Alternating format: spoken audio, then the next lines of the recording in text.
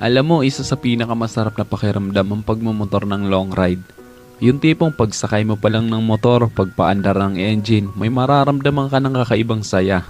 Dahil kapag nagmumotor ka sa mahabang biyahe, talagang nakakawala ng stress at ma-appreciate mo pa ang ganda ng mundo. Yung tipong habang nagmumotor ka, masasabi mo na lang sa sarili mo na, wow, ang sarap palang mabuhay. Ang ganda pala ng mundo. Lalo na kapag ang patakbo mo yung chill lang, yung ini-enjoy mo lang talaga ang moment. Madami kasi tayo kanya-kanyang problema sa buhay. Pero kapag nagmomotor ka na, makakalimutan mong problema mo. Lalo na kapag maganda ang view, maganda ang kalsada, tapos hindi mo namamalayan, nagkakaroon ka na pala ng positive mindset dahil magaan ang pakiramdam mo eh. Kaya kapag stress ka na, kailangan mo lang din talaga minsan ng mahabang biyahe bilang isang pahinga eh. Ang weird no? Kasi nakakapagod magmotor pero ito yung pahinga ng gusto-gusto ng marami. Pero sasabihin ko sa'yo, hindi katawan